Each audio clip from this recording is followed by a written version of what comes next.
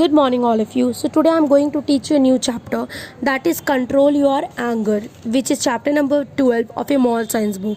So, anger is the root of self destruction. Children, we often lose our temper.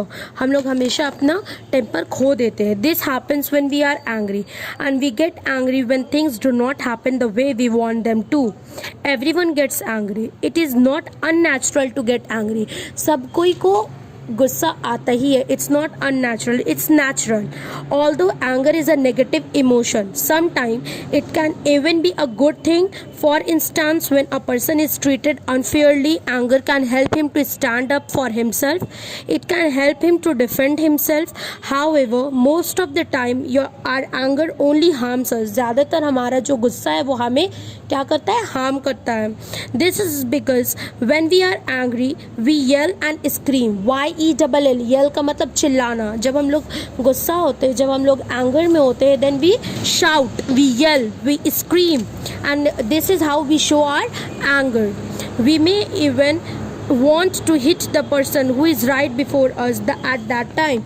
So let's start a new chapter. So here is a story. Once upon a time there lived a king. He had many sons. All of them were able and talented. So what happened, एक बार की बात है, एक राजा रहता था जिसके बहुत सारे सन्स थे, एंड जो सब थे वो सब बहुत टैलेंटेड थे. The eldest son, however, was known to frequently lose his temper. The eldest मतलब सबसे बड़ा जो सन था वो बहुत जल्दी अपना टेम्पर लूज़ कर जाता था. मतलब वो बहुत ज़्यादा जल्दी गुस्सा हो जाता था. He got angry and scolded people on any and every occasion, even if they were not at fault. जब किसी की गलती नहीं होती थी, then also he used to shout at them. The king was very concerned about his negative emotion of the prince. So king जो था वो बहुत ही concerned रहता था अपने eldest son के तरफ से, because ये जो anger है ये एक negative emotion है. Okay. So the king knew very well that the sudden outburst of anger by the prince could prove dangerous in his later life, since he was the heir of the throne.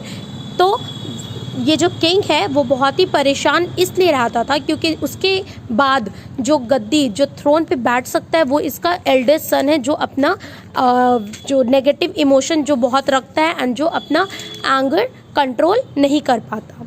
The instruction of the prince knew about his anger. One day, the king and the instructor discussed the eldest prince's bad temper and outburst of rage.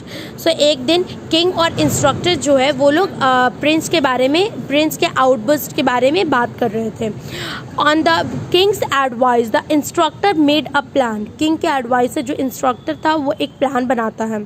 The next day, he took the prince to a flowering bush and thrust his hand against the cluster of honey bee until one of them stung his hand. So what happened, एक बार क्या होता है, वो जो honey bee के पास लेकर जाते हैं एंड वहाँ पर जो क्लस्टर ऑफ हनी बीज होते हैं उसमें से एक उसके हाथ में स्टंग कर देता है, मतलब डंक मार देती है. At this the Prince was surprise and extremely angry with his instructor. और इसकी वजह से इंस्ट्रक्टर पे वो प्रिंस बहुत ही ज़्यादा गुस्सा हो गए थे.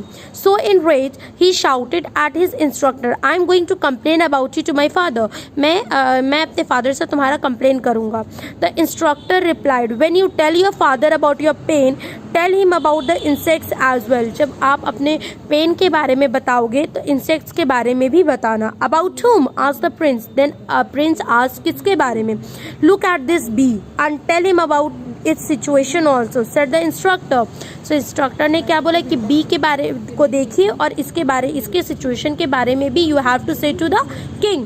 Then he pointed at a bee who was twisting about in pain. और जो बी था वो भी बहुत ही पेन में था. And the insect was in great agony. After some time, it died. और जो insect था, जो honey bee था, वो मर चुका था. This was the very bee which had stung the prince's hand. और यही एक bee है जो प्रिंस के हाथ में डंक मारा था जिसने. After the bee was dead, the instructor took the dead bee in his hand and turned to the prince. जब वो मर गया तो ये इंस्ट्रक्टर ने उसे हाथ में लेकर आते हैं वो प्रिंस के पास. He said, look prince, this is the price of anger. ये होता है गुस्से का नतीजा. The prince had understood by now that anger cause us a lot of harm. और एंगर जो है वो बहुत ही हार्म पहुंचाता है. प्रिंस ये समझ चुके थे. He went and told everything to the king. The king was extremely happy that his son had understood the negative effect of being angry.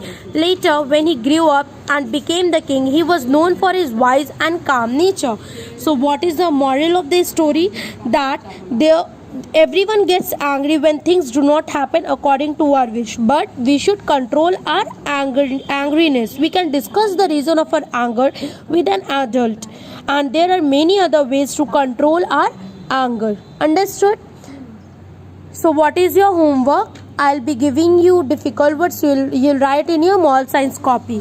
Thank you.